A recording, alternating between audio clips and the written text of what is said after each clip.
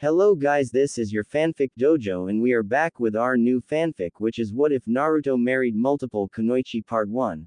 And if you enjoy this fanfic, then please press the like button and please subscribe to the channel. It motivates me to upload more fanfic like these for you all. Now let's start the fanfiction.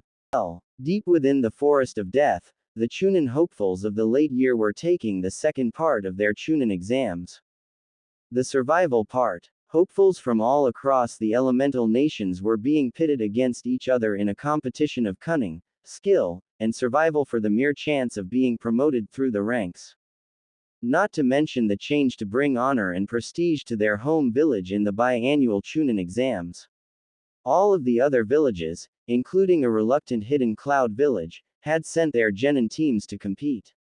Hell, even smaller shinobi villages such as Grass, Star, Rain, Waterfall, and a new village by the name of Sound sent the best of their genin to bring honor and attention to their villages as well. Because Konoha was playing host to the exams this year, they too had many genin teams eagerly trying to prove their merit and hopefully get a promotion to Chunin rank. One such team was Team 7. Sakura Haruno, who was named Kunoichi of the Year at the academy. She was known for her brains, but not much else sorely. However, she was also known for beating down Naruto, asking Sasuke for dates, and planning a long-term rape plan on said Sasuke along with several other girls she went to the ninja academy with. Sasuke Uchiha was the titled with Rookie of the Year in this late year's graduating class. He was also one of the two survivors of the grisly fabled Uchiha massacre, though the other survivor, his brother, was said massacre. He was best known for being the village's only super emo, since all other Uchiha had either died, or left the village. And then there was young Naruto Uzumaki, the well-known deadlast of the academy, and Jinchuriki of the famed Kyuubi. He was a loud-mouthed moron who would sell the shirt off his back for the next bowl of ramen he saw. He regularly fell face first into traps, and could practically trip over dangerous and not say hello, or apologize for the incident. If it weren't for luck and an unbreakable spirit, the boy probably would have snapped and killed everyone around him with his unchecked power, or killed himself off years ago and left the world to the claws of the Kyuubi once it reformed. In fact, if he were to die without children, then there would be no one who could hold the Kyuubi prisoner ever again, since an Uzumaki child was needed for the sealing of the most powerful of the tailed demons. All of this has led up to the fact that today was just not Naruto's day, that his life sucked, and that everything about him was completely disastrous as he struggled against the stomach muscles of an overgrown snake summon. Seriously, that grass ninja chick couldn't have sent a cute little puppy to devour him. Why was it always snakes that ate him? Why? His 5th birthday and every one thereafter. A snake. His last checkup at the hospital, which was 3 months ago. A snake. While he was in the park last Tuesday. A snake. While he was eating ramen just this morning before the exams. A goddamn snake. Seriously, this was worse than his last C-rank mission in Wave, and that had a sword-wielding maniac with no eyebrows, a girl that said she was a boy, but everyone could tell she was a girl, and a midget terrorizing a country and sucking it dry of its money worse than a whore on Thursday. When he had come back home and told the others, they each took it the wrong way. He still never found what a fetish was, or they thought he was making things up. Thankfully Iruka-sensei had come bursting in to congratulate him on turning Zabuza good at the last second, and killing that midget Gato. After that, Hinata fainted because he had been sleeping in a field and totally rape-able without her nearby, Ino because he had been in mortal danger from a girl with gender confusion, and because Sasuke was nearly killed too, and Kiba because Naruto had got a peek at a girl before him. Shikamaru, Shino, and Choji had only shook his hand and told him, "Better you than me," which he still didn't understand. Oh well, back to the matter at hand. Let me out, you overgrown garden hose. I'm gonna be the next Hokage, and when I am, I'll kill you for this. Naruto yelled as he tried to keep the muscles from crushing him. If only he knew more jutsu, but someone didn't teach him any. Oh, when he got out a list of people we're gonna pay, and they would wish that he only turned all their clothes pink and yellow again. Come on. It's really cramped in here, and it smells like the back end of a horse. Naruto yelled, and as if the large snake summon had heard him, and been offended by his words, the muscles compressed top him and pushed him to lay on his stomach on the floor of muscular flesh. Naruto could practically feel the air being crushed out of his lungs. His vision blurred, even if all he could see was muscles contracting and dripping with stomach slime, but his vision blurred all the same. He began to panic, flailing about and clawing at anything he could just to move, to get out, to be at the ramen stand once again and find that it had all been a dream. He needed to get out. His vision faded, his eyes closed, and his body stopped its clawing as he laid still on the floor of flesh. This was the end of Naruto Uzumaki. Eaten by a giant snake. Oh well, it could have been worse, he could have been killed by Sakura. Wait, he wasn't dead. No, he wasn't dead just yet, because his throat was being crushed like it was trapped under a boulder. Naruto tried to open his eyes, but found that he could only clench them shut in the intense pain that was upon him. Is this what has become of me? A worthless human, and an incompetent one at that. How far down have I fallen? A calm, cold, and sneering voice said from just in front of him. It was so close that Naruto's eyes had to snap open to find this new person that could help him. Except, this new person was the one chalking him, and insulting him. The person was clearly one of those nobles that Naruto would always have to deal with when the old man wanted him to come to or stay in his office. The person before Naruto was a man dressed in the clothes of a war-fought noble. He wore a white kimono with a red honeycomb pattern on the edges, a large black breastplate connected to a spike pauldron on the left, and what looked to be white fur on the right, matching white Sashinuki hakama that he wore for pants. His feet covered with pointed black boots. On the man's waist rested 3 different swords, which Naruto had no doubt were capable of being used against him and used far better than a simple, well, could suffice. The guy's face was that of a male, even if it was slightly girly. Markings on his face in the form of 2 purple streaks on each cheek reminded Naruto of the Inuzuka clan and a matching purple crescent moon atop his forehead, all framed by silver hair that fell towards his waist. The thing that sent shivers of unease up Naruto's spine was the golden orbs that he stared into too deeply, as if the guy was looking directly into his soul and freezing it under a blizzard. Though the thing that really had Naruto on edge was the somehow familiar the aura coming off the guy before him was. It was almost the same as his own, but he could practically feel the cold indifference in the man's aura, whereas his own was said to be warm and compassionate. After what seemed like an eternity of just staring at one another, the man tightened his vice grip on Naruto's neck, and it was only then did he notice that the guy had actually relaxed it before trying to get Naruto's attention again by retightening it. Naruto stopped staring at him long enough to realize that he was lifted off the ground. I can't believe that the gods would dare insult me like this. It was probably a practical joke, making me into a fool. What is your name, boy? The calm voice demanded with authority as he relaxed his grip so Naruto could speak. Naruto Uzumaki. Naruto answered as best he could with the man's hand around his throat. He spoke without any fear or stuttering as he began to glare at the man. The man raised an eyebrow at the cold glare the boy gave him, and allowed himself a small smile before he glared right back at the kid. Perhaps he wasn't as worthless as he had first thought. I am Sesshomaru Teisho Inu, demon lord of the western lands, and you, young Naruto Uzumaki, are my reincarnation. As such you will cease that foolish and detestable act of life now. Sesshomaru commanded as threw Naruto from his hand as if the boy were trash.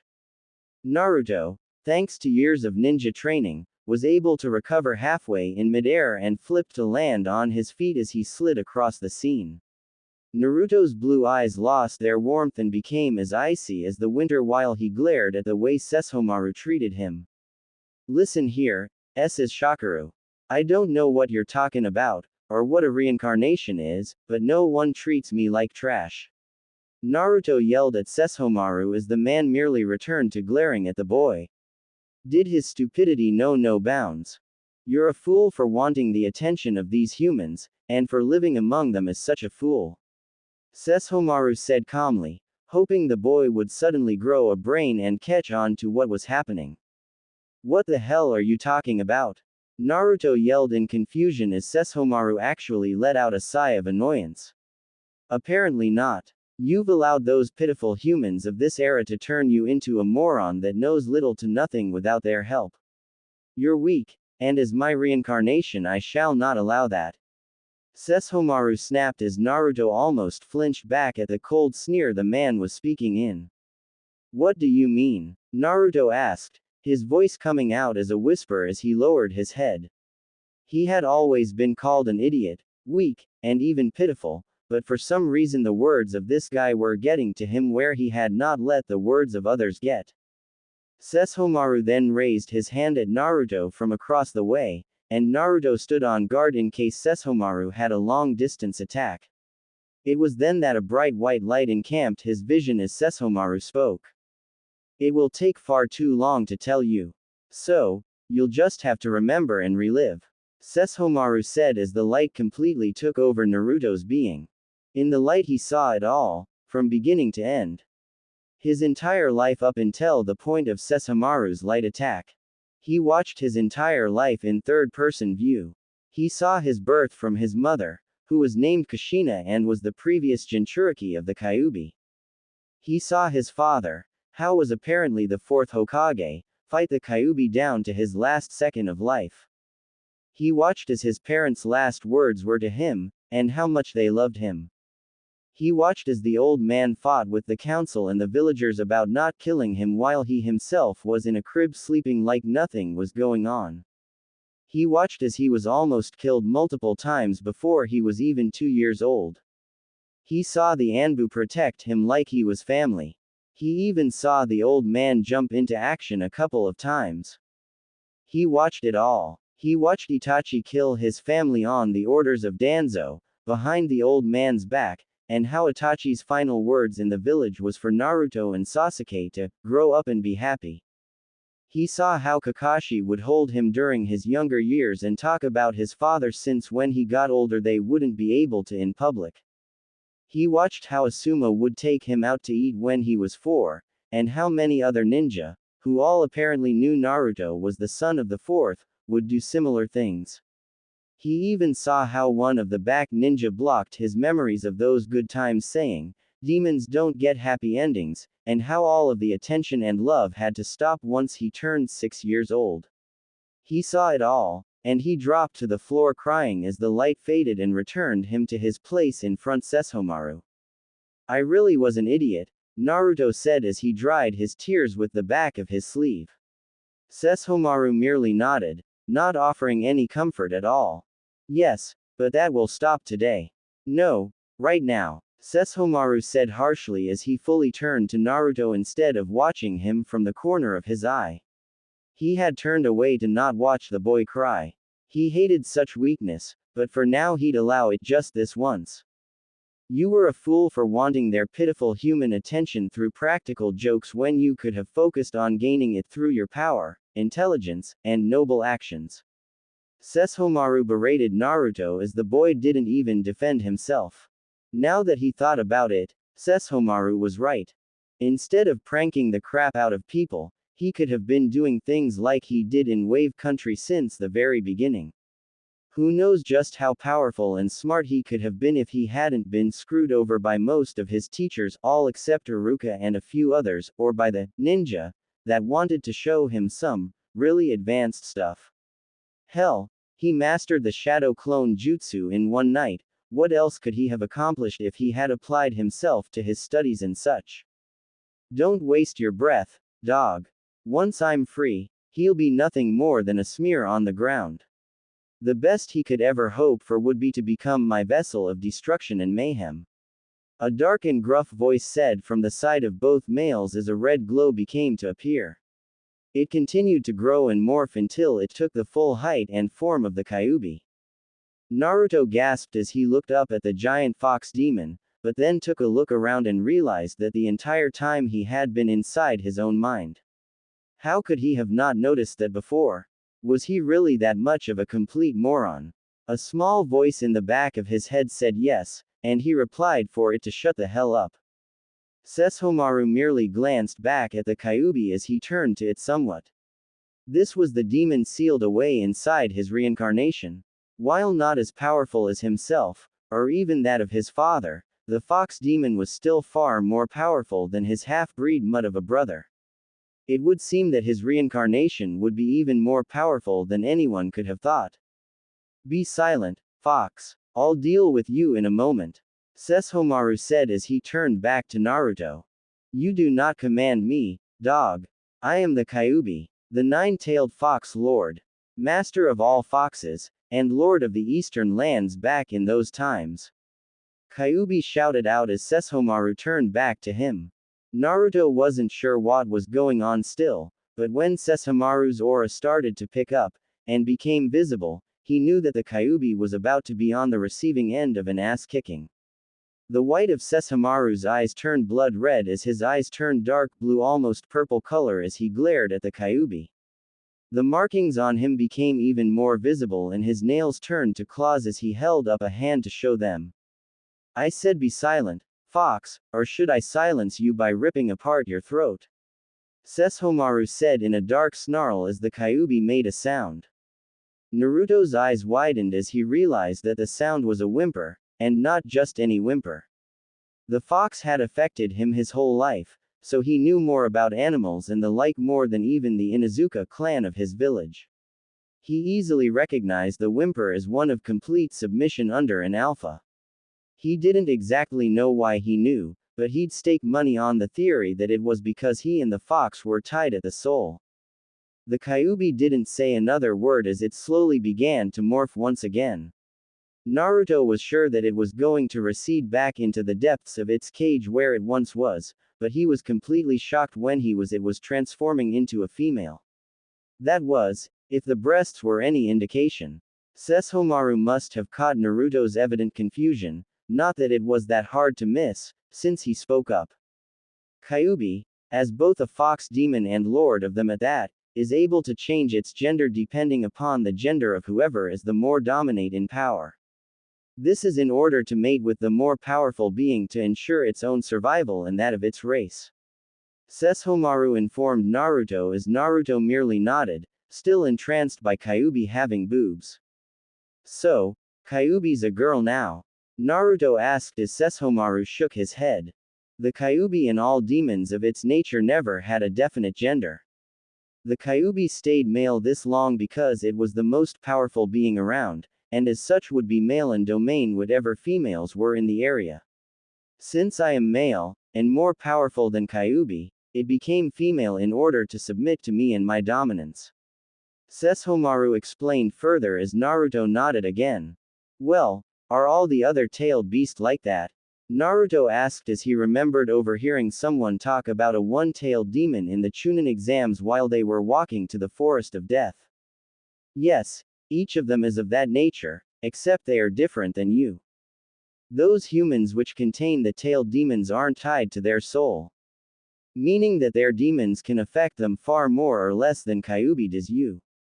The first few may or may not be able to affect the gender of their hosts, but that is for you to find out. Sesshomaru said calmly as he pondered the thought. He was sure that each demon could change the gender of their host, all except for maybe the 8 tails, but he wanted the boy to have something to do after he returned. And what better thing to than domain several hosts that spontaneously became female? What are you? Naruto blurted out as Sesshomaru gazed at him. He realized that he was still letting a fraction of his power out and so he repressed it once more and turned back to normal. I am a demon lord, the highest class of demon. We were also known as Daiokai or great demons. A Daiokai is a very powerful type of demon that is much stronger and smarter than the common demons. Most Daiokai have extremely long lifespans, some are even borderline immortal less slain in battle. The most defining characteristic of Daiokai are our ability to remain calm in battle even if the situation is dire or their life threatened. Sesshomaru explained as Naruto grew more curious, stepping closer to Sesshomaru as he spoke.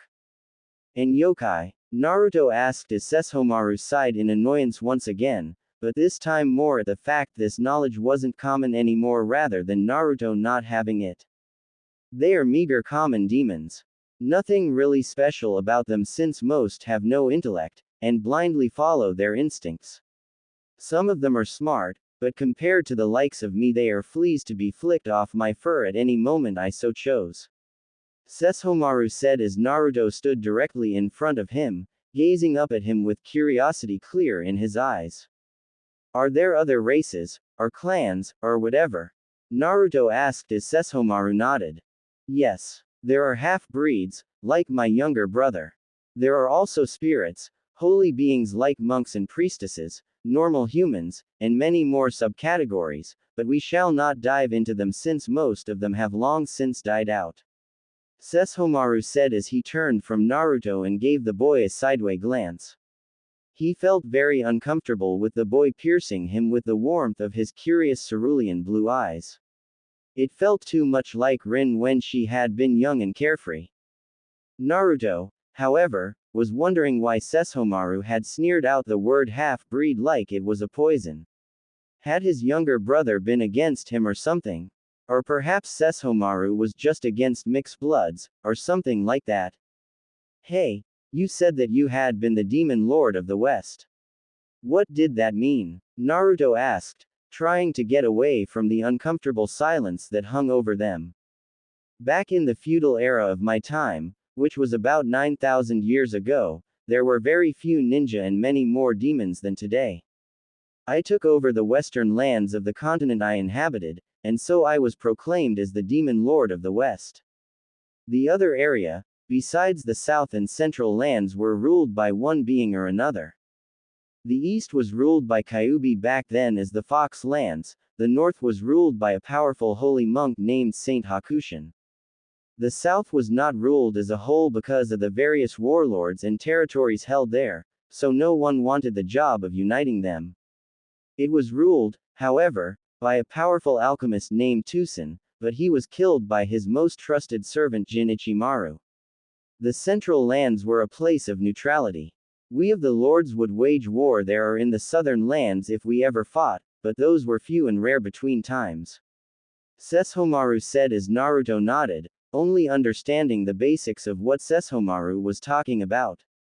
Nowadays, those lands have fallen into what they are today. The very land your village is built on was once mine, but my region was split somewhat in two by an angered water god.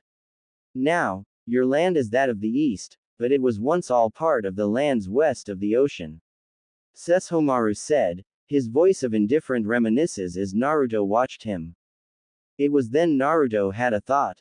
If he remembered correctly, then reincarnation was the rebirth of a being. That made him Sesshomaru, and Sesshomaru him. Then that made Naruto a demon, even if it wasn't Kyuubi. Naruto lowered his head as his expression became that of depression. They were right about him, they were right all along. What's with that pathetic expression? Sesshomaru inquired as he glanced at Naruto from the corner of his eye. The villagers were right about me, I am just a demon after all, Naruto said sadly as Sesshomaru scoffed at him. Naruto's head jerked up as he looked directly at Sesshomaru's raised brow. Don't you ever compare us to those filthy pests. We are far above them, and stand almost to the height of the heavens in comparison to those filthy humans as well. Don't ever be a fool in my presence again by such feeling sadness over the fact that you are a demon. Just because you're a full demon lord now doesn't mean you're comparable to that trash they know to be demons, or that which they think you are. Be proud, stand proud, and embrace that which you are. Sesshomaru said as Naruto stood there, shocked that a man like Sesshomaru would give him a pep talk, even if he covered it well with his talk of pride and nobility. Thanks, Sesshomaru, Naruto said as Sesshomaru scoffed at him once more. I was only speaking the truth. You are me, and I am you. I will not have my reincarnation walking about feeling depression over that which he should be proud of. Those humans and half-breed mutts should feel thankful and blessed to even have the chance to kiss at our pure demon-blooded feet. Sesshomaru said with a ghost of a smile on his face. Naruto gazed up at Sesshomaru with more respect and admiration than he did most people. Here was a man that would be proud of anything that he was, and would work hard to improve himself if he wasn't. Naruto's respect for the man grew in leaps and bounds just from his words. Naruto could tell that just because Sesshomaru was a demon, and probably killed way more than his fair share, that the guy was alright. He seemed kind, to an extent, smart, brave, and even compassionate if you knew how to see it. Naruto was sure that if he had been one of the people to serve under Sesshomaru, because he was sure that there were very few categories that Sesshomaru had besides servants and mutts, humans, and other lords, that Sesshomaru would have treated him with respect and fairness, again to a certain extent. Naruto then noticed that, as he looked at Sesshomaru's hole, that the ends of Sesshomaru's clothes were beginning to fade into specks of light. Sesshomaru himself must have noticed it too, because the demon lord cursed aloud as he narrowed his eyes at the part of him that was fading. Damn, I thought I had more time. Naruto, I am fading. I don't have much time, but know this. We are not exactly the same being even though you are my reincarnation. You have your soul and I have mine. My soul is leaving, but once I completely fade you will have everything that I once did in life. That includes my memories, intellect, abilities, powers, and weapons. Everything that was me will be you, but you will still retain yourself. Meaning that you won't become any more like me than you want to. Sesshomaru said as nearly all his bottom half had faded. But wait, we just got talking, and now you have to go. Why can't you stay? Naruto asked as Sesshomaru smiled at him, actually smiled broad and kindly as he gazed down at Naruto. Naruto guessed it was merely because he'd be going that he actually allowed himself to smile so openly. You don't need me, young Naruto Uzumaki. I am you, and soon you will have everything that was mine. You'll find companions, servants, and maybe even a few good females to mate with. Sesshomaru said as Naruto blushed slightly at his last words. Yes, Naruto, you will mate, and with more than one. You can have as many as you wish to limit yourself to. I myself had but only 5 while my father had 37. You will have an alpha wife, such as my mother with my father, but after her you can have any female you wish to, demon, half-breed, or even human if you wish. My first and alpha wife was a human woman by the name of Rin and the others were demons, so don't feel discouraged by my views on most. Okay. But, will I ever see you again? Naruto said. He liked Sesshomaru, and if he could, would have wished the man to be his adopted father or at least elder brother. No, but like I've been saying for the past few minutes, I am you, and you are I. I have faith that you will become someone I would be proud of.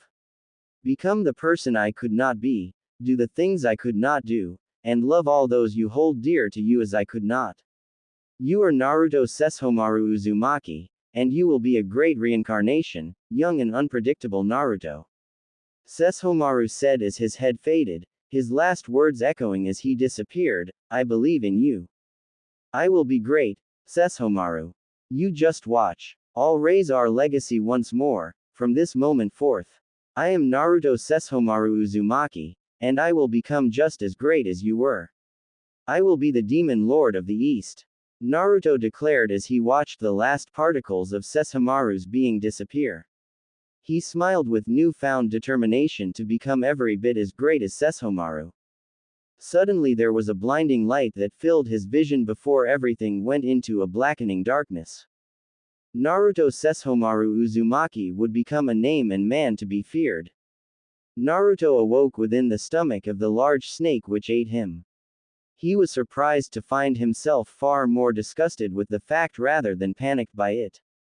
He stood up, apparently his own strength now greatly stronger. His body's normal strength now mostly ignored the muscles which tried to suppress him as he stood with ease even though the summon was using all its might to keep him down. So, It happened faster than I would have thought it to. Amusing, but, Naruto said, trailing off as he frowned at his surrounds. How dare this filth devour him? Naruto briefly allowed himself to feel surprise at the fact that his every sense had been heightened beyond his previous beliefs. He could hear, smell, and see everything like never before. After quickly getting used to his new senses, Naruto sniffed out what he thought he had smelt, and it was there all right. This snake summon, and probably all summons now that he thought about it, had some demon blood coursing through its veins. The snake that had eaten him was half demon, a half blood, a half breed. For some reason, probably the Sesshomaru in him, that made his blood boil. Searching through his inner Sesshomaru, Naruto found that the reason he hated half-breeds was because Inuyasha, his younger brother, had been one, and because the boy had got their father's most feared weapon, the Tessaiga. That most terrible of blades should have been his, but because of his disdain for humans it went to his brother at the time. Now that he knew of compassion and love for humans he could wield it, but he didn't have need nor want of it now that he had Bakuseiga, and Tenseiga. Oh well, he would still detest most half-breeds even in this life, so Naruto decided to restart his dislike with the snake that dared to make a meal of him. You dare consume me, you half-breed trash. I'll show you what happens to those that don't know their place. Naruto said as he raised his hand, cracking the knuckles by simply flexing his fingers like he and his half-breed brother had done in the past life. As if hearing what Naruto had said and sensing the sudden build of demonic energy, the snake started thrashing around the clearing it was in. It hissed dangerously, as if to stop Naruto from destroying it. Suddenly a slash of purple energy escaped the snake's stomach as it stopped all movement. It wasn't too long after that 3 more slashes came from its middle area and it fell still as if dead before it disappeared in plumes of smoke.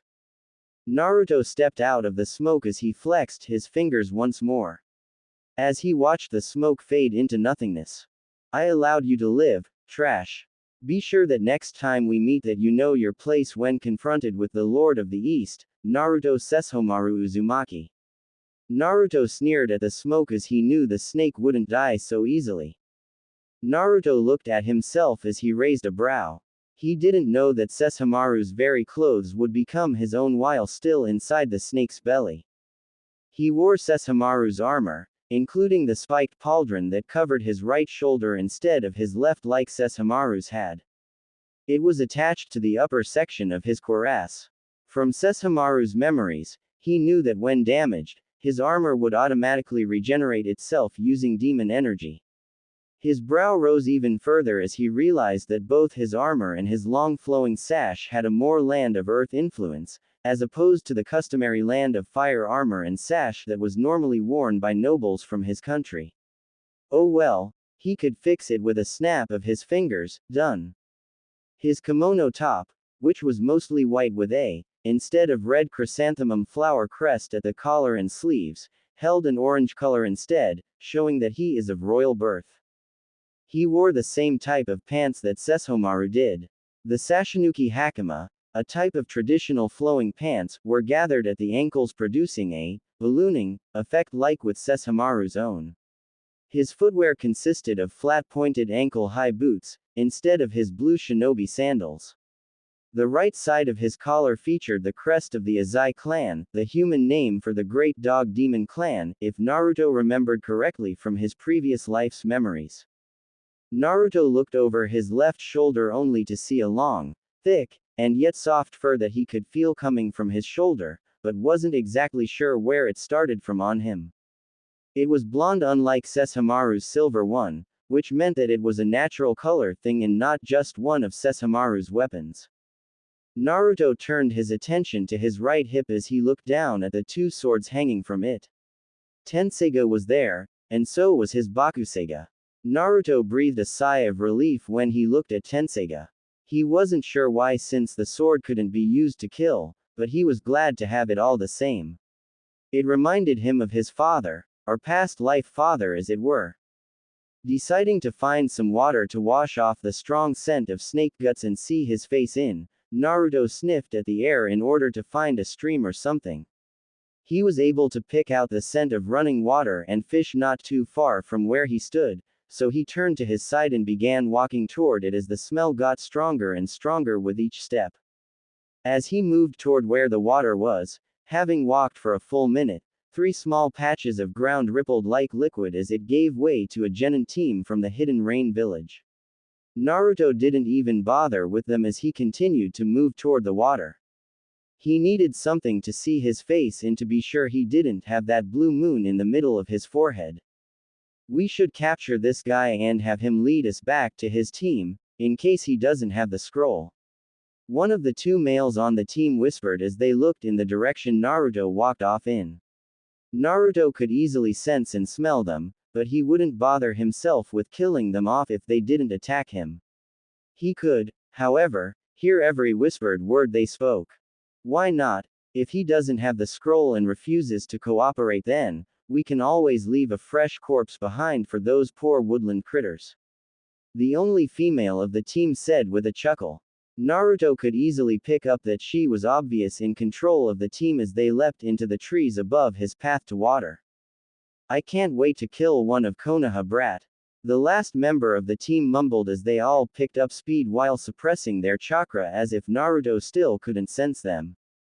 After walking some more, Naruto found the body of water he had smelt. It was a stream that ran naturally through the forest, and he was sure that it reached the center of the forest as well. He bent down to the water's edge, and washed himself and clothes using the water and his own demonic power, drying them in the same way. After washing and reclothing himself, Naruto sat at the water's edge to look at his changes, and he wasn't disappointed, but rather relieved that he didn't have a moon on his forehead. Naruto looked like he did before meeting his past self for the most part. Same tan peach skin tone, but now his facial structure was that of Sesshomaru's. He kept his own blue eyes instead of having gold ones, and his 3 whisker marks as well, but they seemed to be a bit broader and faintly purple now. His hair was still blonde, but was now as long, smooth, and silky as Sesshomaru's had been. Just as Naruto let out a sigh of relief, he tilted his head to the right slightly as a kunai went whizzing past him and into the stream with a loud splash. Naruto sighed again, but this time in annoyance as he stood to full height. I've no time to deal with the likes of you 3, so let's make this quick. Why don't you fools reveal yourselves? I've known you were following me from the very beginning, Naruto said as his attackers showed themselves. They had no problem rising up from the ground in battle stances a few feet away from him, all 3 smirking with confidence at their easy kill. Listen up, bud. Clearly you're at a disadvantage here, so why don't you just hand over your scroll? If you don't have it, then show us where your team is and we can take it from them. No harm, no foul. The female leader of the team demanded as Naruto turned his head to the side to glance at the foolish humans that dared challenge him. Why would I do that, girl? I don't have a scroll for you to take, not that you could even if I had one. Now be gone, pests. Naruto replied calmly as he turned back to the stream to finish observing his reflection. The team must have been insulted by his words as he felt their chakra spike some after he turned from them. You bastard. Take this. One of the 2 boys growled as he blurred through hand signs and slammed his hands on the ground. Earth style. Mud dragon bombs. Naruto watched impassively, yet with a raised brow, as the dragon made entirely of mud rose from the mucky earth near the bank of the stream, and shot mud projectiles at him. The attack closed the distance between himself and the dragon quickly, slamming into the ground, creating a cloud of dust and debris as it broke up more rock and dirt in an effort to crush Naruto into nothingness. After about a moment of complete silence, the genin rose up from the ground with a grin. Nice going, Hakim, you just cost us a free scroll with that. The other boy complained as the female slapped her teammate upside the head. Fuck you too, there are other teams out there. Besides, the guy was all talk anyway. Hakim said with a cool scowl before smirking as they waited for the dust to settle so they could see the body. When the dust did settle, all that was left was the deep gouge that let water from the stream to pool in it. However, their opponent stood a few feet to the right, looking completely unharmed. What the hell? There's no way you were able to dodge my attack. It hit was less than an inch from your face when it hit. Hakim exclaimed while shifting his gaze to his two teammates who just nodded in agreement, pulling out kunai in case they needed them. Amusing that ninja from the hidden rain would use earth jutsu. Naruto said coolly as he gazed at the three ninja, I'm feeling slightly compassionate today, so leave and take your team with you before I remove you from this world. Naruto replied while dismissing the entire rain team as he turned from them. What the? How dare you? Let's kill this Konoha brat together, Kazak, Nami. Hakim shouted in rage. He was nearly seeing red at the fact of being ignored by the weirdly dressed ninja. Hakim's teammates gave their nods as they all flew through hand signs at the same time. Earth style. Mud dragon bombs. Hakim yelled as another dragon erupted in front of him with its mouth open wide. Ninja art. Rain of needles. Kazak said calmly as he threw his umbrella from his back high into the air. The umbrella spun in midair as needle began to shoot out it toward Naruto. Naruto's nose picked up the faintest sense of poison and gunpowder coming off them as they flew toward him. Exploding poison needles, that was new. Water style. Tsunami. Nami, the female leader, yelled as she slammed her hands on the ground and a huge wave of water came from the stream behind Naruto, threatening to swallow him whole as he raised a brow at it. Try dodging all of our strongest attacks combined, big man. Hakim challenged as all three jutsu collided where Naruto was standing with such force that the area itself shook as the three jutsu exploded on contact with one another. When the dust settled from that attack, the rain team stopped to admire their teamwork at dispatching a Konoha genin. Damn, that felt good. Kazak said as he exchanged a high five with Nami. Yeah, I bet that Konoha bastard is wishing he hadn't messed with us now that he's dead. Ha, there isn't even a body to help the poor animals feed. Nami said with a cackle and lopsided grin as Hakim nodded. Who says I'm dead? Because if that is the best you have to offer, then humans are only a little less pathetic than in my last life. Though some of them were far more powerful than that display, Naruto's voice came from right behind the three genin. They tried to turn and react, but they couldn't before Nami was sliced in half by a flash of light and Naruto was no longer there. Naruto just watched impassively as his whip of light sliced the girl in half at the middle. He didn't want to kill her with his hands, because killing females always made him feel badly, even when he was Sesshomaru. The two boys snapped toward him as their faces contorted in anger. He flicked his wrist but once and the whip moved in a wide arc as it sliced the boy named Kazak's head from his shoulders with ease. Slowly, as if time were moving in slow motion, the two bodies fell. The bodies slumped to the ground with the heads of the horror-stricken faces lying nearby the one surviving boy, Hakim. The boy's face went from red with anger, to pale with fear and horror very quickly. Naruto decided that he would give the bragging boy a fate worse than death itself. He slowly advanced on the boy as the ninja tried to turn and run, but tripped over an overgrown root directly behind him. Fear overloaded his every instinct and senses. All he could think about was the demon of a boy. No, this was a demon of a man, slowly making his way to kill him in the most painful manner possible for running his mouth. Please, please, dear Kami, don't kill me. I'm only 16 years old. I don't even have a family or girlfriend. My two teammates were all I had. Please don't kill me. I'll do anything, just spare me. Hakim shouted as Naruto stopped directly in front of him. Anything? Naruto asked with a raised brow as he suppressed his smirk. It was going exactly how he wanted. Yes, anything. I'm yours to command, my lord. Please use me as you see fit. Just please spare my pitiful life. Hakim groveled as tears ran down his face. He had nothing but his life to cling to, and if he could have that just one more day, then he'd glad follow this demon man to the ends of the earth. Then you'll serve me until the end of your days. Do you understand? Naruto said calmly as his eyes bore into Hakim's when the boy looked up. Yes, my lord. I am but a vessel for you to command. Do with me as you will.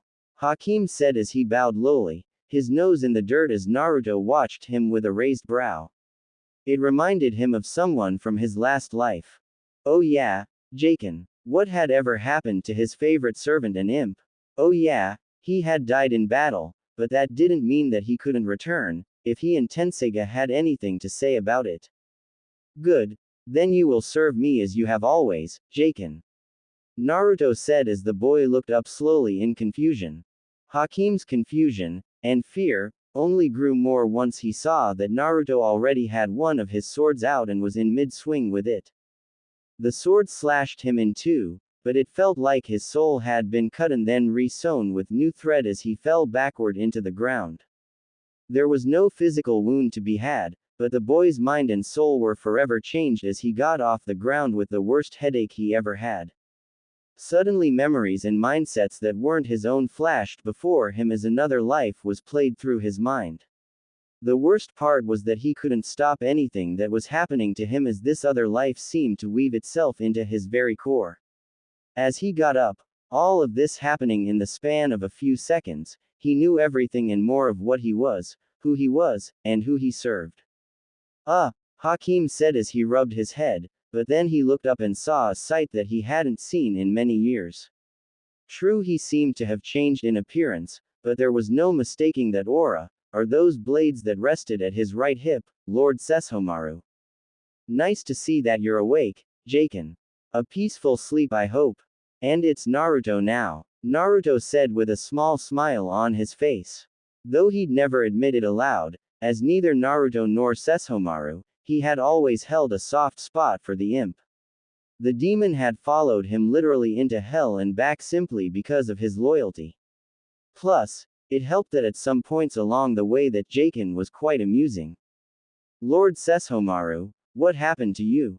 You're human, and so am I. Oh, my lord, what has become of us?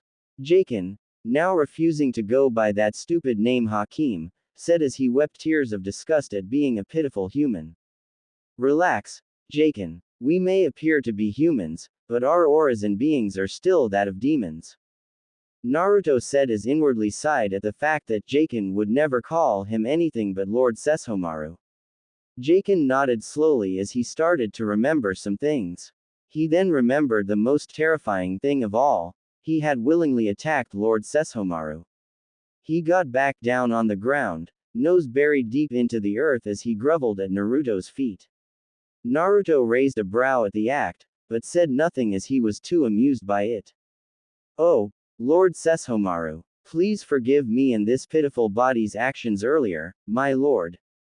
Had I been in my right mind, I would never be so foolhardy to attack you. Jaken said as Naruto chuckled softly. Watching Jaken's new body grovel as it was amused him more than when Jaken had been a small green imp. The body Jaken had sported spiky brown hair with a strip of gauze covering his forehead. He carried an oxygen tank and an umbrella on his back. He wore a worn brown jumpsuit like most rain ninja, and blue shinobi sandals. He was also somewhat smaller than his teammates had been, standing a little more than halfway at Naruto's new height of 5 feet 9 inches. Come Jaken, we're going. Naruto said as his nose picked up on the scent of that grass ninja girl. Even before he had changed, he had picked up her scent when she was near him from before the start of the second stage of the exams. It reeked of snakes, and something not human. Could that smaller scent be demon? No, it lacks the primal aura of a demon. It's like that of a half-breed, but still too diluted to be. Is it? No, it can't be, Naruto thought as he walked in the direction of the girl.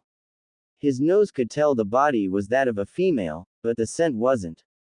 It was almost like that of the exam proctor, Anko, but Anko's scent wasn't nearly as foul as the one he was sniffing out from the girl who was truly not a girl. Wait for me, Lord Sesshomaru. Naruto heard exclaimed behind him as he didn't even bother to show himself. Jaken was behind him in record time since his new body was well trained in physical activities and ninja endurance.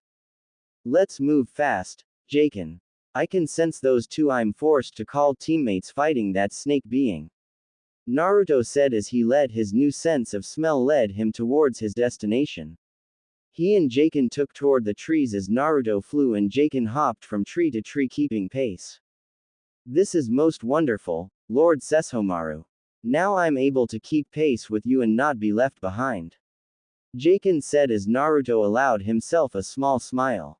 Jaken was so amusing sometimes, especially since he wasn't watching where he was hopping while he spoke and ended up imprinting himself into a rather large tree branch. All the while they traveled, Jaken just couldn't get over how much kinder and expressive Lord Sesshomaru had gotten as his reincarnation. Sure, some parts of him were the same, but some things about him had changed drastically.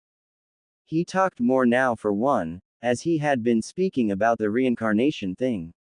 But Lord Sesshomaru had stayed the same when it came to fury, as proven by the way he perfectly killed the 3 teams of ninja that had stood in their way of reaching wherever they were going. He knew, now more than ever, that Lord Sesshomaru may be kind, more openly now than in the past, but he was still a man to fear and respect, again now more than even in the past. They had arrived in a part of the forest that Jaken couldn't recall from his more recent memories. However, Jaken was glad he was with Lord Sesshomaru as he sensed 2 powerful chakras doing battle just up ahead. It seemed that Lord Sesshomaru wanted to see these 2 entities, or maybe just one of them. One was more than 5 times as powerful as the other, but when compared to Lord Sesshomaru, both beings might as well have been fleas like that blasted Myoga that had served that half-breed mud Inuyasha. As they reached the source of the 2 clashing chakras, Naruto glanced to the side as he smelt Sakura's scent of flowers and a slight perfume. He could clearly see the foolish girl, just standing there watching as Sasuke battled the grass ninja. He wasn't surprised that Sakura wasn't fighting, but more of the fact that she wasn't hiding since Sasuke was trying to protect her. It seemed that they had arrived directly in a break of the battle as Naruto stopped flying and landed on a low branch, Jaken landing and kneeling right beside him. My lord, who is that foolhardy boy trying to fight the grass ninja woman?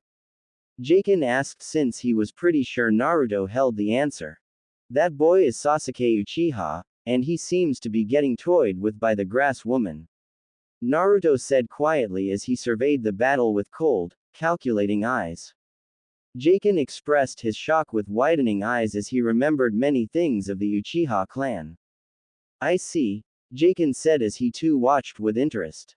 So Sasuke-kun, shall we resume our little game? I'm going to step it up a notch, try not to die too quickly, okay?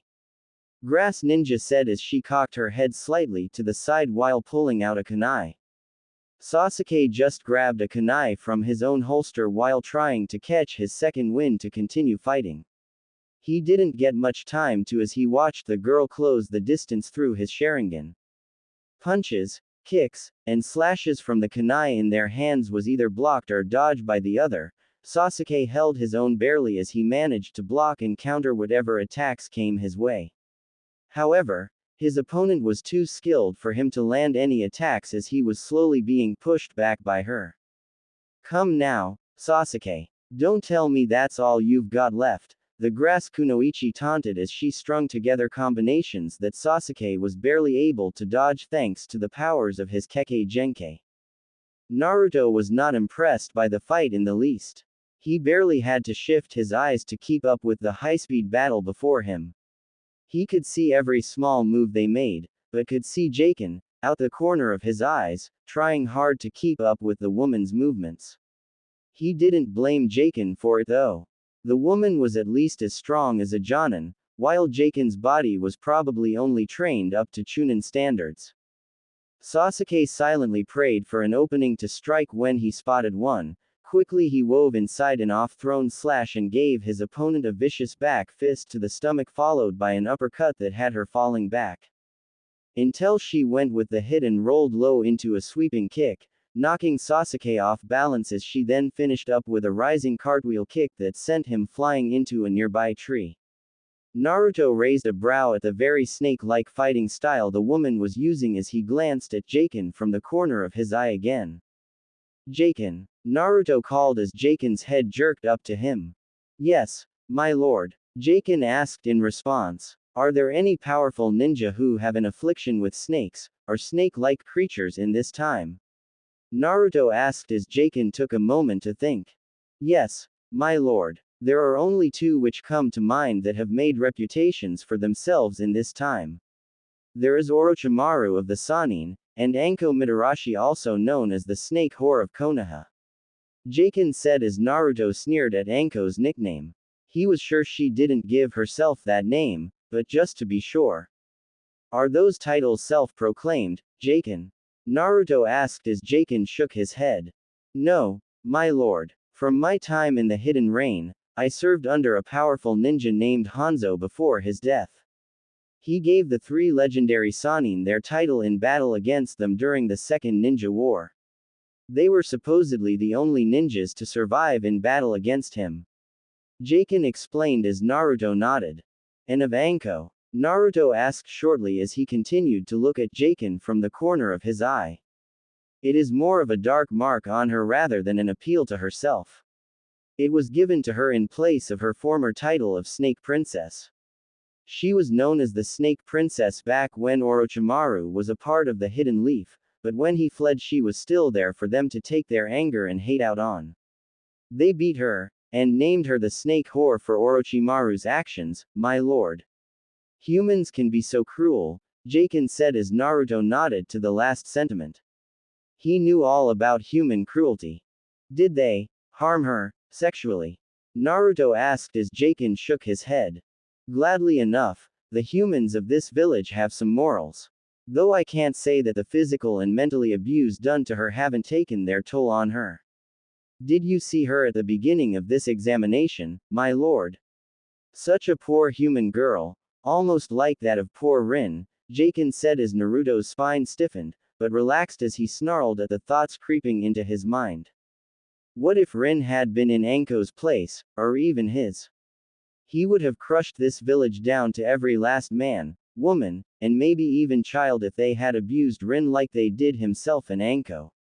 Women and children deserved far better than this village was offering, but at least this village drew the line at rape and possibly a few other things, even if it wasn't enough to satisfy his anger and bloodlust. Naruto and Jaken turned back to the battle as they saw Sasuke slam into a tree with enough force to rattle his entire body as he then hit the branch under him, howling in pain. He struggled to compose himself as he slowly got to his feet while looking at his opponent through a fatigued red and black gaze. Well, that was entertaining. Maybe you truly are worthy of your Uchiha name, Sasuke. Allow me to give you a token of my appreciation. The woman said with a smile as her neck stretched before Sasuke could react. My lord, we must do something. I sense demonic energy at play in her all of a sudden. Jaken said as he made to intercept the woman, but Naruto moved a hand in front him to stop him. No, Jaken. Let's see what happens, Naruto said without tearing his gaze from the woman's extended form. He had picked up on the demonic energy when the woman first started building it up into her teeth. He wasn't sure about it, but he could tell that it was the same as what he had sensed from Anko and the grass woman herself. He'd see if his earlier theory was correct, and then crush whatever the woman did to Sasuke later. The woman sank her fangs into Sasuke's neck, causing him to scream out in pain as a tattoo began to form where he was bitten. Sasuke fell to his knees as Sakura was at his side in an instant. Ah, what have you done to me? Sasuke groaned out as his neck began to flare out of intense pain and he felt his energy completely leave him in a flash. Sasuke, what did you do to him? Sakura cried out as she leapt to his side after seeing her crushed down by whatever the woman did to him. Cuckoo. I've just given Sasuke a parting gift to help him achieve his goals if he survives the rest of these exams. Sasuke-kun, I look forward to monitoring your growth as a ninja, and just so you don't forget my name, it is, Orochimaru. Farewell for now, my dear Sasuke. The grass woman, now known to be Orochimaru, replied as he slowly seemed to sink into the earth itself, leaving the area quiet save for Sasuke's screams of pain before he passed out as well. So, I was right, it was Orochimaru that Sasuke was doing battle with. Come Jacken, we're leaving to somewhere else. Naruto said as he turned on heel, but caught the flash of something on his golden sash. It was his Konoha headband. He had wondered where it went and how those ninja had all identified him as a Konoha ninja. Oh well. Where to, Lord Sesshomaru? Jaken asked as Naruto pointed in a general direction before he took off in flight. Jaken sighed as he too took off, but into the trees instead of the air itself. Orochimaru arose from the tree the two had been standing on as he frowned a bit. The guy dressed in spotless noble clothing was powerful. Far more powerful than himself, a Sannin was, and it seemed that the man had a rather faithful servant with him as well that could probably go toe-to-toe with Kabuto if the need ever came up. Who are you, Lord Sesshomaru? Orochimaru asked himself before sinking back into the tree slowly. He had sensed them watching his battle and he had planned to kill them until he got a good feel for the man's powerful aura. It was in perfect balance, but seemed to be even more potent than his curse mark's chakra was. This Sesshomaru was a dangerous character. Orochimaru wasn't the only one to sense Naruto's newfound power. All around the forest people and even animals were still sensing his first emergence from the snake. Akamaru was still stuffed in Kiba's jacket, but not from fear of Gaara anymore, but from fear of the most powerful domain being it had ever smelt. Kiba was glancing around every so often for the same reason. He was sure that if the domain he smelt in the forest came his team's way that they'd all either bow down or die. Shino was the same, but Hinata was more worried for Naruto than herself at the encounter of the person Kiba and Shino had warned her about.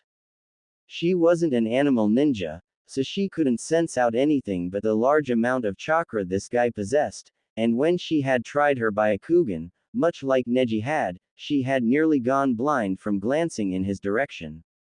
Shikamaru and his team had figured it out from the way the animals were attacked, since they weren't attacking people anymore, but more of submitting to whoever or whatever was out there. Hell, even Gaara was glancing about in fear as he heard his mother telling him to stay far away from whomever was that powerful. It seemed that Lord Sesshomaru was being feared by many, even when not near them. Sasuke-kun, don't worry, I'll get you somewhere safe. Sakura said with concern as Sasuke fell into her lap. She looked around for what felt like an eternity before getting up and carrying, half dragging Sasuke's unconscious form with her.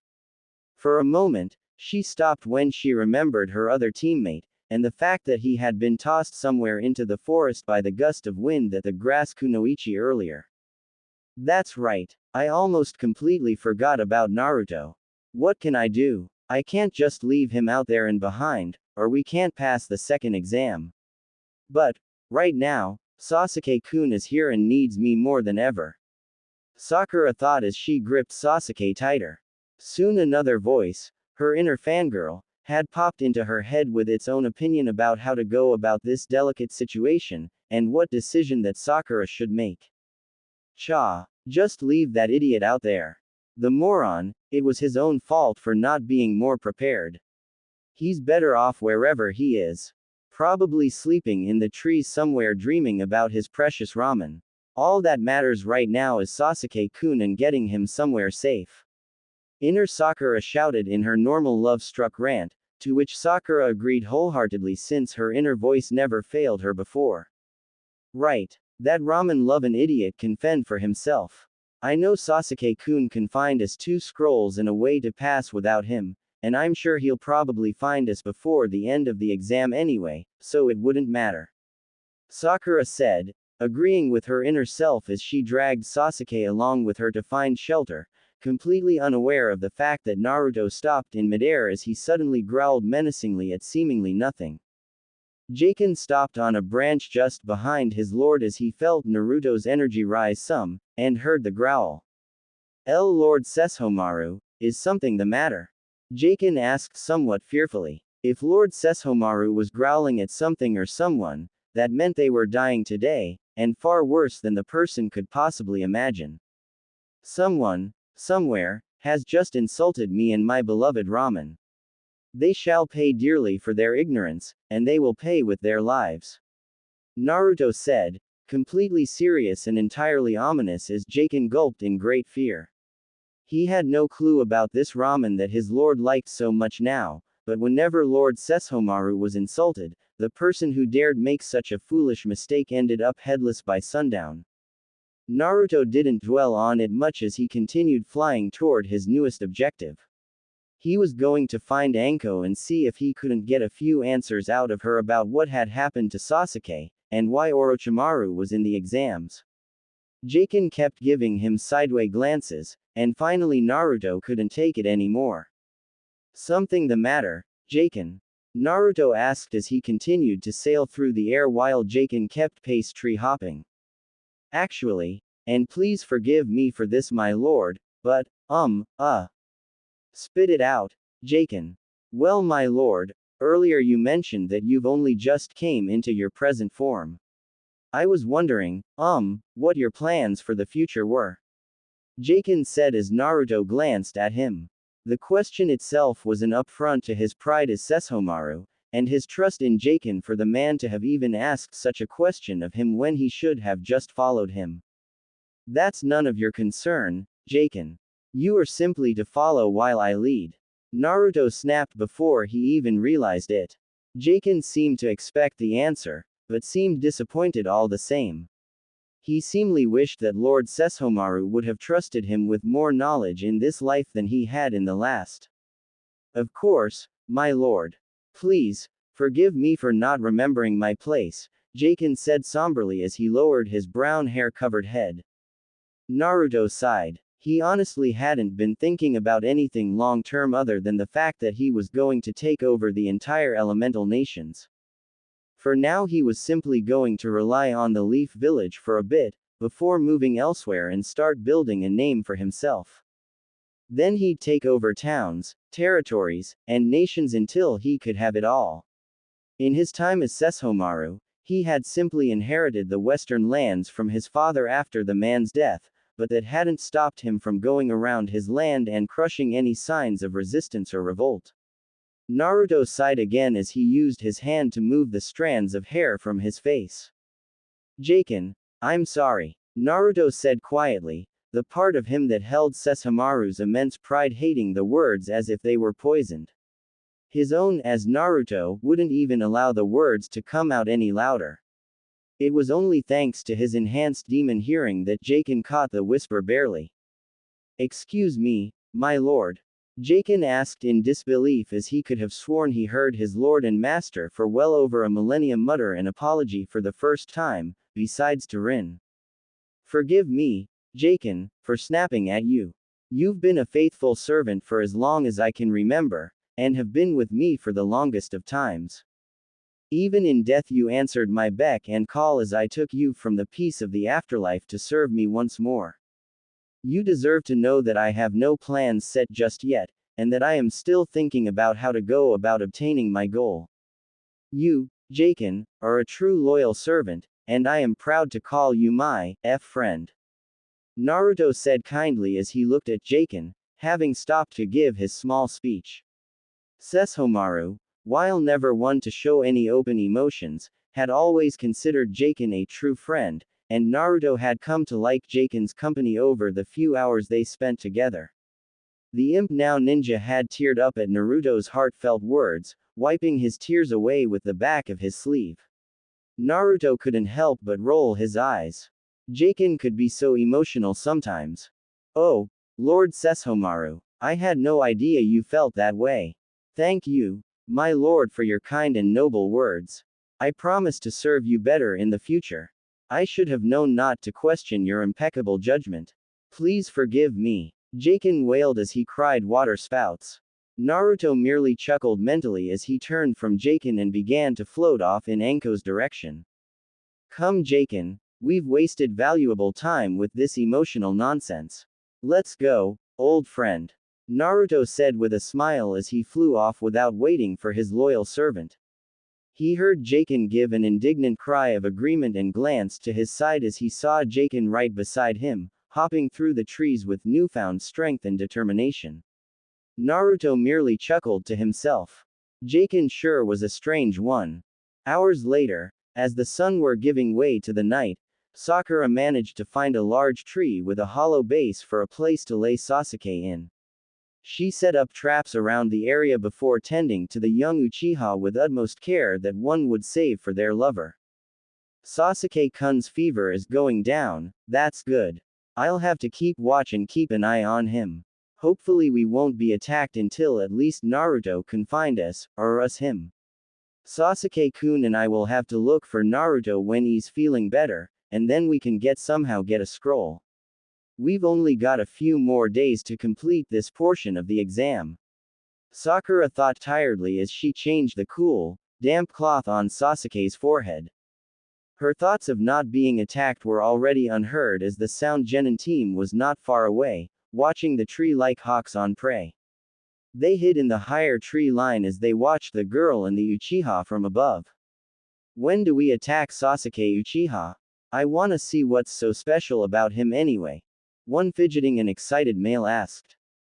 Calm down, Zaku. We'll strike when the girl drops her guard to sleep, but until then we will have to be patient. A second male replied, this one sounding far more at ease than the other. Humph, she doesn't look like much though, Dosu. Probably spends more time primping herself up rather than training. I agree with Zaku. The female of the team said with barely hidden disgust as she watched Sakura tend to Sasuke like a faithful wife to a husband.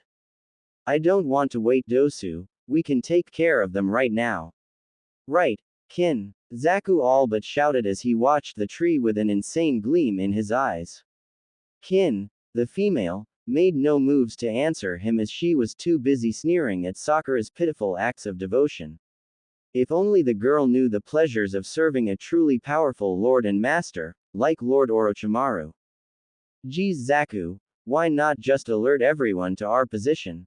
The girl snapped, looking over to her brash teammate before continuing her hate of the pink-haired girl. Shut it Kin, or I'll make you next on my list. Zaku growled as he turned to look at his female teammate and waved his hand in a threatening manner. Zaku, Kin that's enough. Be prepared, we attack at first light. Dosu interrupted, ending the argument and commanding his teammates. They both mumbled out their agreement before all their eyes went back to watching Sakura and Sasuke, waiting for the moment to make their move as they wait for the morning to come so they can complete their objective. All for the honor and glory of Lord Orochimaru. Naruto came to realize that his little speech had in fact made him lose precious time, and had cost Anko more than anyone. He and Jaken had arrived too late to help Anko against Orochimaru, but were able to catch toward the end of their conversation, Anko already having been beaten by that time. Anko gritted her teeth in pain as she was leant against the tree behind her, unable to move due to the pain of her curse mark, while Orochimaru stood a few feet away with that snake-like smile on his face. What are you doing back here Orochimaru? What do you want? Anko demanded with barely contained rage while Orochimaru simply grinned even wider at her, kicking her anger to new levels. Why I'm here doing a little talent scouting is all, Anko-chan. There is so much potential that surfaces during these exams. So many promising young genin, like Sasuke Uchiha. Orochimaru said with his grin threatening to split his face as Anko gaped at him before snarling in anger. What are you planning to do with him?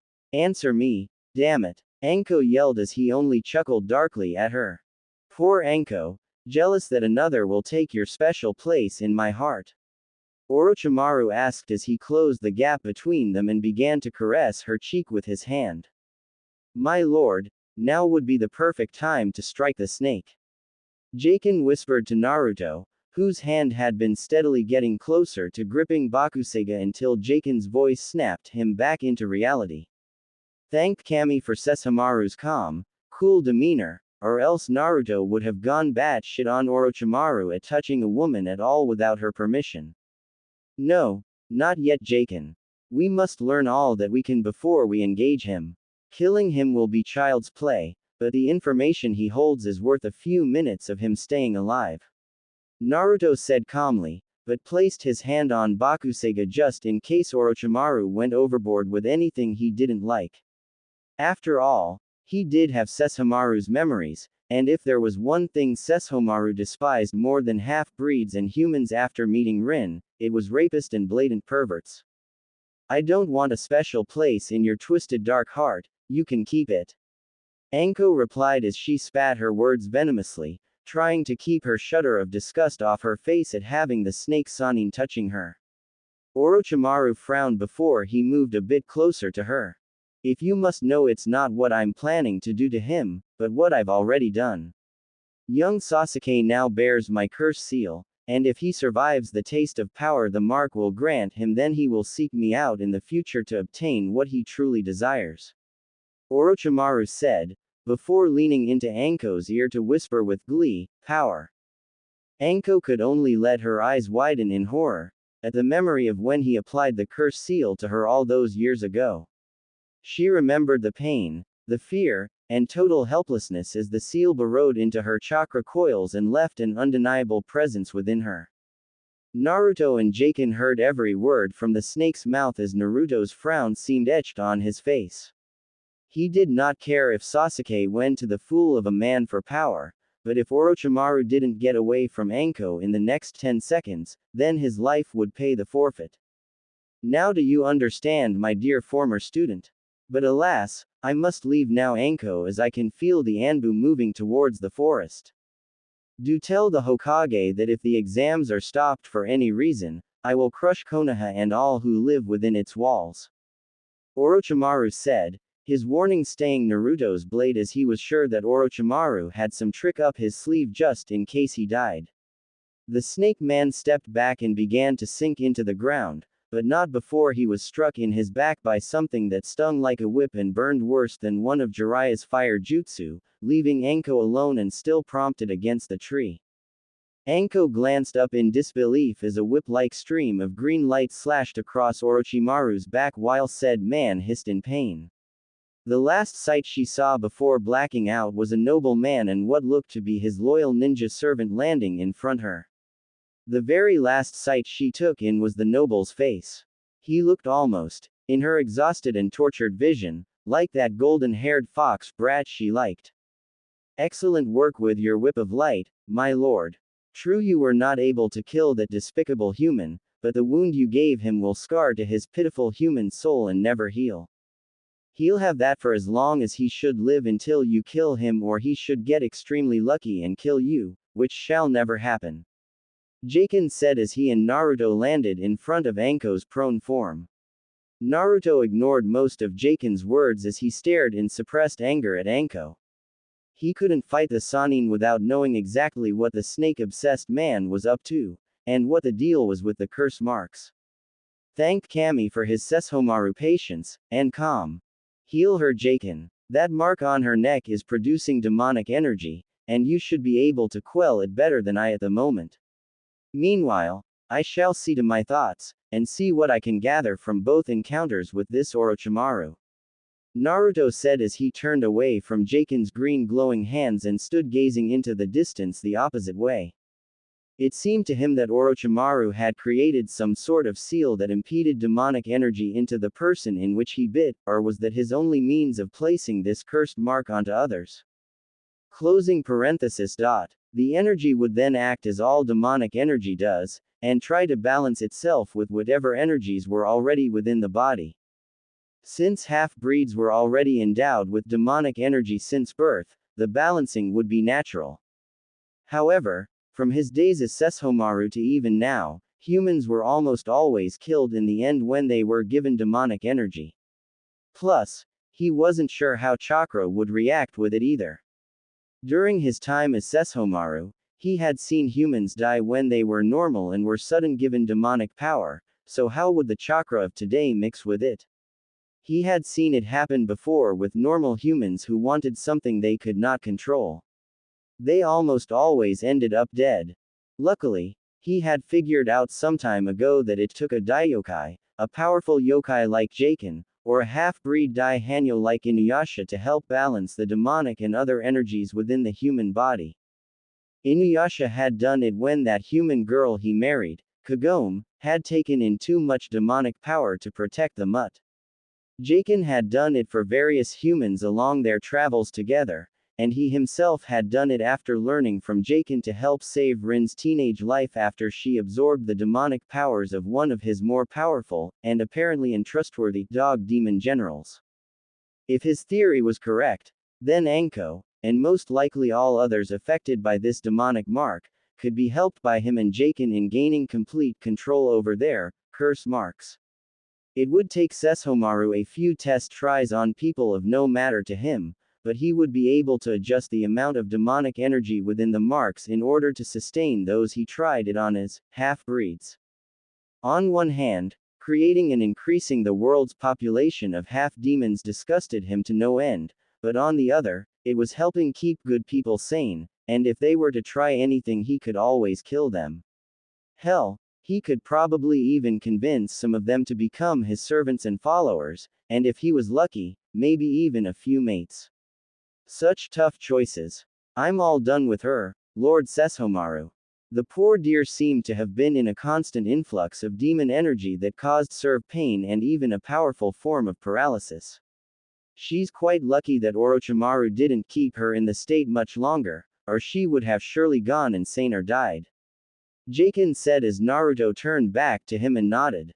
Picking up Anko, he jumped high into the higher tier of the forest where animal life was far less active. He couldn't take the girl with him, but if he could ensure that she rested properly while under his own perfect balance of demonic energy, then she'd be more than fine to get to whatever help or station that she needed. Perhaps she'd even be grateful enough to tell him more of this Orochimaru later. Come Jaken, we're going to find the Uchiha and the girl. I wish to see what this curse mark is like in its beginning stages, and if it is reversible or such. Naruto said as he dropped in front of Jaken, not scaring the man because of his ninja senses, as he walked and took flight. Lord Sesshomaru, since we're trying to make haste, perhaps you could fly me as well so that we are able to travel at top speed without me slowing you down, my lord. Jaken said as he fidgeted when Naruto stopped midair and turned to him. Naruto raised a brow as he looked Jaken over. Your form now is much too big and heavy to simply cling to my fur during flight. Naruto said as he remembered Jaken normally doing in their past lives. No, my lord.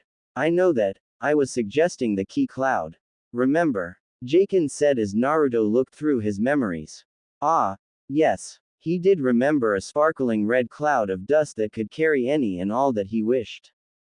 Staying still within the air, Naruto's feet began to give off the sparkling red dust that made up the cloud. It seemed to move behind him, and as soon as it had Jaken jumped on.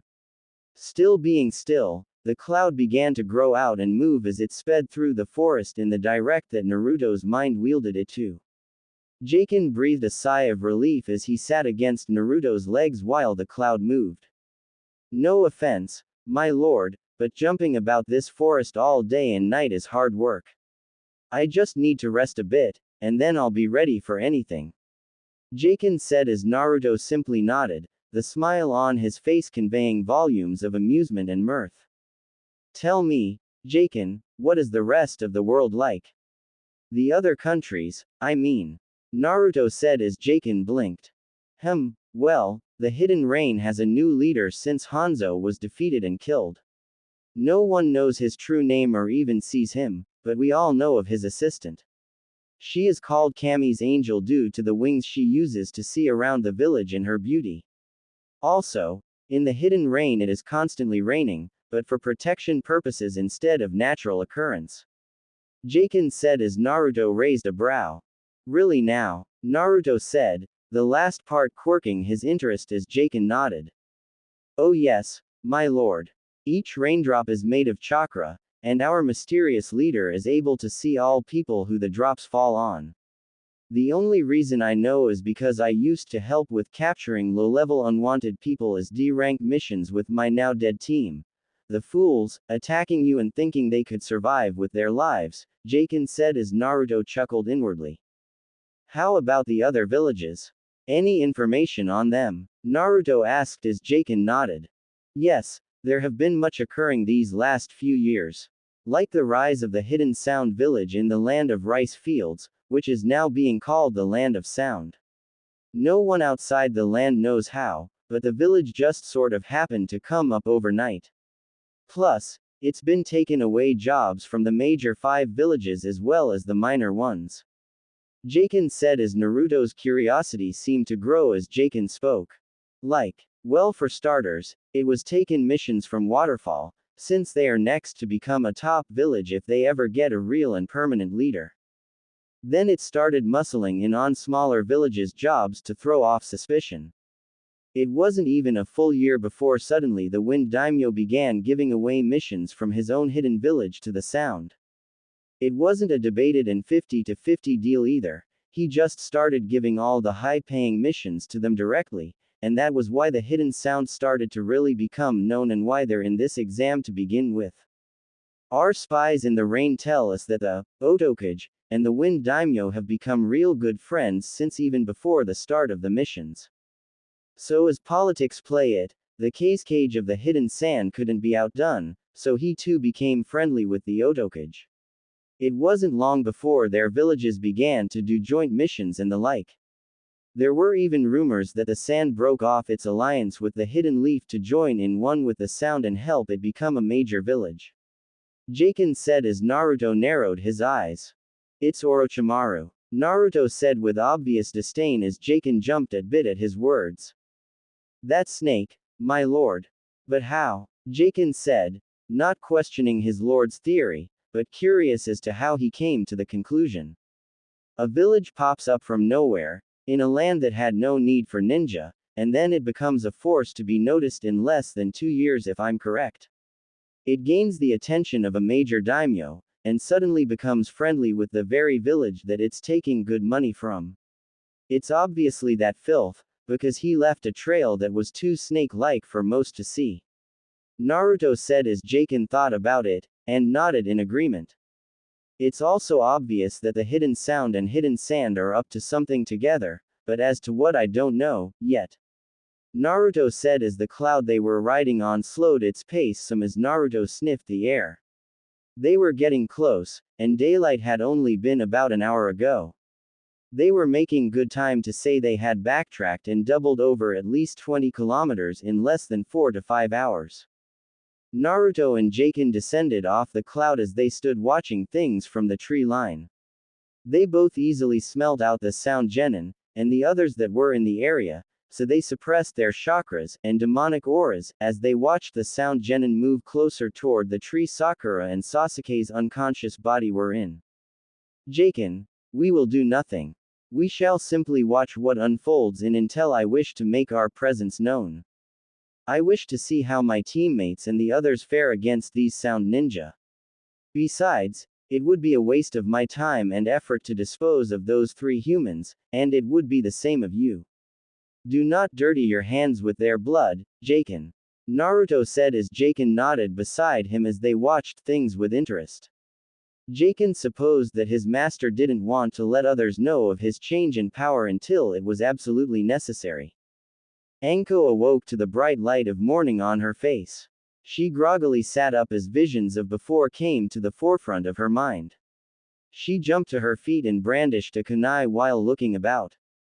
Good. She was still in the forest. Wait. She had slept inside the forest of death, alone. Holy crap.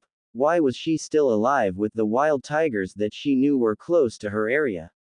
She looked around more closely and she noticed that she was much higher up than when she had fought Orochimaru. In fact, she was sure that she was at least 50 meters higher, because she could tell that the cleared patch below her was from the explosion of her sacrificial jutsu. How the hell did I get up here? And why do I feel so good? Anko asked herself aloud as she put away her kunai. It was true, she couldn't feel a trace of pain from her curse mark. Her body felt better than it had in ages. In fact, she felt almost 5 years younger. And for a girl like me, that makes me pretty damn young. Anko said, cupping her breast as she thought they felt less heavy. Damn, are these things getting smaller? Anko nearly shouted as she felt herself up more. Wait, no, they feel firmer, like they're perfect. Hot damn, they do feel perfect. I can't wait to tell, Anko said excitedly as she bounced her chest around, but stopped as she remembered two guys landing in front her right before blacking out. Her eyes narrowed and her teeth clenched as she thought about what they could have done to her. But, if they had done something, then why am I still the same? I mean, if they had done that, then I would feel some pain. I mean, I may talk like a horny slut, but I am still a virgin. Anko said as she sat back down on the branch and rubbed her legs. They weren't sore, but her deeper thoughts lingered on the rich noble-looking guy that had arrived after Orochimaru. It was him that attacked the bastard. The guy must have been from one of the other village and saw what was going on. Anko reasoned as the guy did have a pissed-off look in his cold blue eyes. So, he saved me, and healed me. Or, something, Anko said as she got back up and stretched. There was no time to really think things through. That was why she had Kurenai, to be the brains and prudish while she was too busy being sexy and vicious. I need to get to the tower immediately, Anko said, blurring through the treetops as she made her way to the giant structure. If she ever saw that noble guy again, they would be having words, and maybe more. Naruto, now that he was new, or was it old and improved, had to say that he was deeply disappointed with both himself and the 11 ninja that were in or near the clearing in which battle was being fought. First there was Sakura. He was a little disappointed that she had been smarter than him, but he was proud just a little so, to say that his practical ninja skills were far better than hers back when he had claimed to be a ninja yesterday. She was smart, but besides that, right now she was as weak as any other normal human. She didn't have a bloodline, or clan techniques, but that didn't stop other kunoichi who were in her place from being stronger than she was. She had put no effort into being any stronger than people wanted her. It was only thanks to Kakashi teaching her some first aid and a few low-level genjutsu that she wasn't still at academy level. In fact, he wasn't sure if she knew any offensive jutsu, but it didn't matter to him. The next disgrace to him was the boy who had thoroughly wiped the floor with his face just a few days ago. Rock Lee. The boy had no genjutsu or ninjutsu, but Naruto was glad to say that the boy's blows were almost at Inuyasha's level. Back at his previous level of power, he had almost no formal taijutsu training and everything he did was self-taught. This Rock Lee had much training under his belt, and showed it proudly, even if he had gotten his ass handed to him by these sound shinobi. However, that still didn't soften the blow to his pride when he saw how easily they were defeating the boy and when he thought about how easily the boy had defeat him.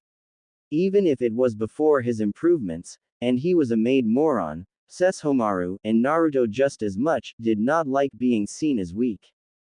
Then came two people tying for his disappointment, Shikamaru and Choji. One was supposed to be a lazy genius and the other an unstoppable bulldozer. Both were from clans, and only having learned one jutsu each would have been unacceptable in his books if he were a sensei. Though his disappointment couldn't run any deeper because it was partially his fault for distracting them from their studies with both his antics and likableness, at least he won't say aloud that it was really his idiocy. No, they were lesser disappointments than Sakura. Naruto had taken a break from his sneering at them when blood had dripped from Ino's mouth while she was in possession of the sound girl. He had growled menacingly at the sound males, Jaken cowering next to him and shaking violently, as he resisted the urge to rush into the fray and crush the two boys' skulls with his bare hands. No one hurt his Ino and lived to tell about it, even though when he was an idiot he would have pranked them and given them a near-death beating. They would pay for hurting his woman. My lord, is there some connection between you and the platinum blonde female? I only ask so that you, my lord, would not have to stain your noble and pure hands with the blood of such filthy humans. I would gladly accomplish the deed if you command it, my lord. Jaken said as Naruto looked thoughtful for a moment, but shook his head. No, that won't be necessary, Jaken. While I and she have a certain connection, I would rather end their lives with my own hands. It's not quite as satisfying if not done by your own hands. Don't you agree, Jaken? Naruto said softly, as if still pondering the deaths in his mind's eye. Which he was, and he had to admit, they were gloriously bloody. Yes, my lord, I would have to agree.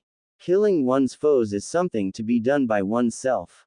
It's just that they have offended you, my lord, and caused the female harm. I just thought it would be beneath you to sully your hands with such weak humans. It would be more than enough for me to kill them, Lord Sesshomaru. Jaken said with the utmost respect, but Naruto still shook his head. Then it would only be right for the Lord to deal with such pests and not his servant. It is only right that they realize the severity of their crime against me. Only then will they understand our gap in power, and truly repent for their actions as lesser beings. Naruto said with a small chuckle. He kind of liked being so superior and noble to others. Sure, it was wrong and he knew that these moments could only be had with Jaken and others that he trusted, but they were fun and helped raise his confidence, and well, his ego too. After that, Naruto and Jaken went back to watching the fight just as Rock Lee's team arrived. They had sensed and smelt the two coming, but had allowed their conversation to get in the way somewhat. Naruto was just about to comment on their arrival when Neji used his Byakugan. Jaken and Naruto bristled under its gaze. They could sense a demonic trait from the eyes as it sent out an invisible shockwave through the air. The boy, Neji, I believe his name is, can see us. Naruto commented casually as Jaken looked slightly panicked. My lord, I sense demonic aura coming from his eyes. Know that I think about it, all bloodlines are demonic in nature. His allow him a demon's vision, and right now he's seen us in chakra, Lord Sesshomaru. Jaken said rapidly as Naruto merely raised a brow. Going through his memories, he recalled having been taught about the Leaf Village's bloodlines in one of his earlier classes. So, this is the all-seeing Byakugan's gaze, You're right, Jaken, and if I had to pick the scent of his demonic aura, it would be from that of a bird demon. Hawk, maybe eagle, but mere lesser demon nonetheless.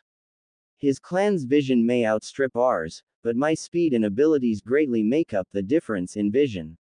Your imp demon powers will make you superior to him as well, Jaken. Naruto said as he settled back into his spot to watch the fight.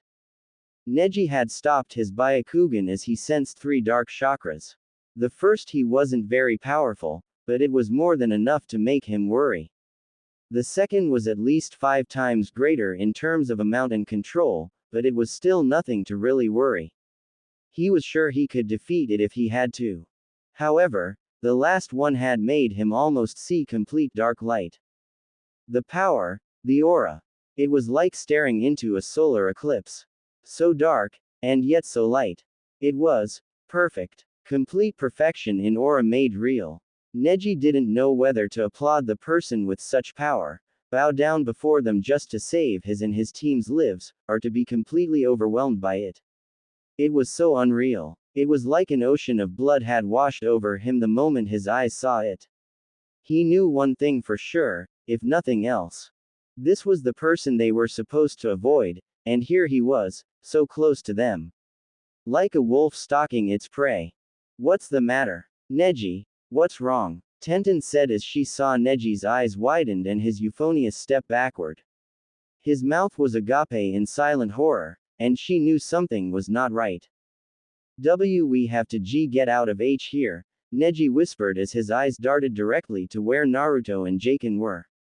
Right before he went into complete insanity, he took a deep breath and calmed himself. This person hadn't even attacked them yet, and he was sure they were there for a while. If he could play things smoothly, then he could warn the rest of the Leaf Ninja, and they could all escape while the demon of a man preyed upon the Sound Ninja. They'd just have to come back and search the bloody and disemboweled remains for the Sound Team's scroll later. Way later. What did you say, Neji? Tenten asked, his voice having been too soft for even her to hear, and she was right next to him atop the branch. He coughed slightly and regained his composure as he watched Sasuke stir. That'd be perfect. The Uchiha would be stupid enough to mess with the powerful person that was hiding. He could just see his uncle Hiashi now, welcoming him with open arms into the main branch for having been the cause to the end of the Uchiha line. Well, are you just gonna stay up there all day, or are you gonna come down here and do something about it? Dosu said as he gazed at the Hyuga. Damn clans and their superior attitudes. Neji merely smirked as he closed his eyes. They were all so blissfully naive. Actually, it looks like it all might have been taken out of my hands.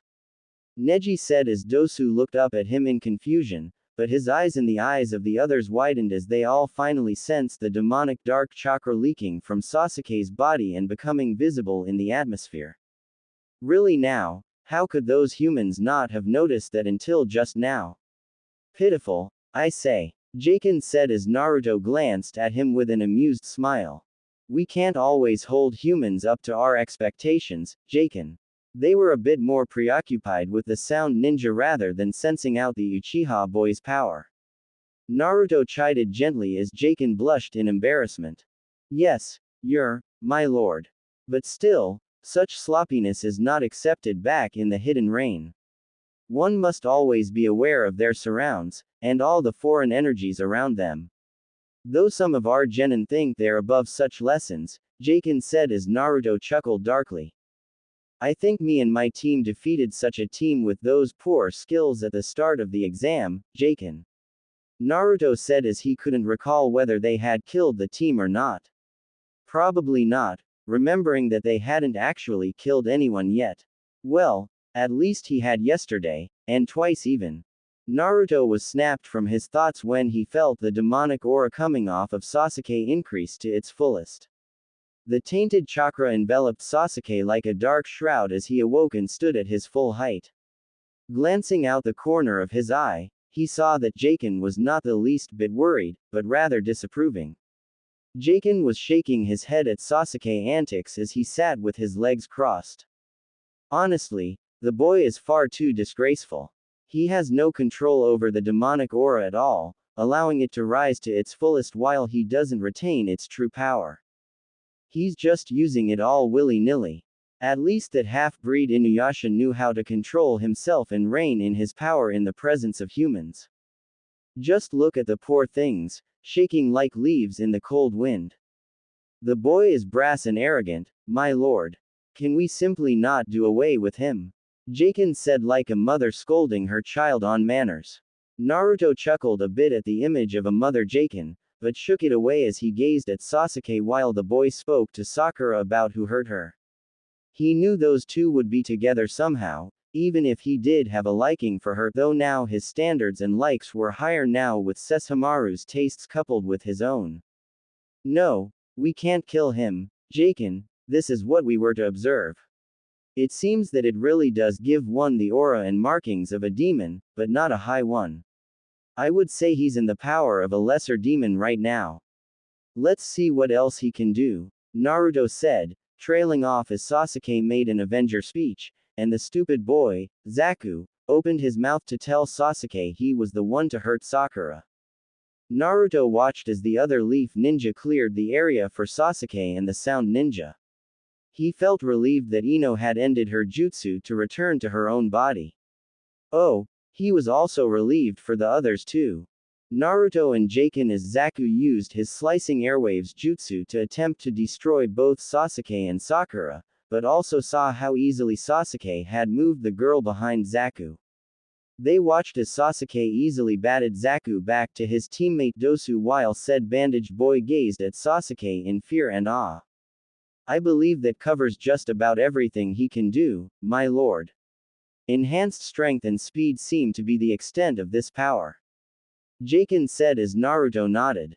Yes, but I feel as though there might be more, Naruto said as Sasuke rapidly went through hand signs in the blink of the human eye.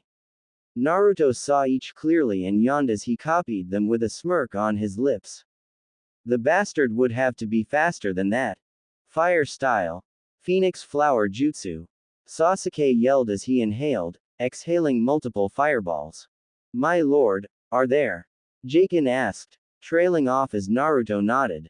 Yes, Jaken, there are shuriken in the flames, but it seems the one called Zaku didn't know, Naruto said, revising himself as Zaku realized too late what were hidden in the flames. Before he could whatever Dosu was yelling out, Sasuke was behind him. I think we've seen enough, my lord. The boy is obviously not in control of his power, and if he, Jaken said, pausing as Sasuke broke Zaku's arms and the boy howled in pain, goes any further, he may end up not knowing friend from foe. Jaken said as Naruto sighed and nodded. He hated it when Jaken was right, even if that was only once every lifetime. Yes, you're right, Jaken. Come, let's end this farce. Naruto said, standing up as he jumped down from their spot, Jaken close behind. It looks like you're the only one left. Sasuke said, leering ominously at Dosu, I hope you make things more interesting than your friend did, or perhaps I'll have my way with the girl. Sasuke said, turning his evil crimson eyes on the girl that was waking up behind Dosu. Dosu did nothing but move away as he picked up Zaku. If he only had to pick one, it would be Zaku. Besides, Kin was basically useless anyway and only on their team because they needed a girl. She could be taken and Lord Orochimaru would give them another. Actually, I think I've seen quite enough of this pathetic display of power for one day. I have all that I need. Besides, I find it particularly disgrace to bring a defeated female into your fight. It's also disgrace to simply abandon the girl as well, and yet I still can't answer the question as to which act is more despicable.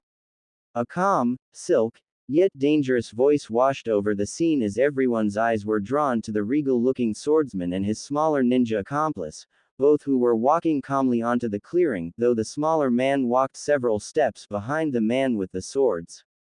The man walked with such grace and power. He was like a wolf about to strike down its prey. They all knew then that he was the wolf, and they were the prey. With each echoing step he took, they could feel their demises growing closer and closer just from the cold, merciless look in his eyes.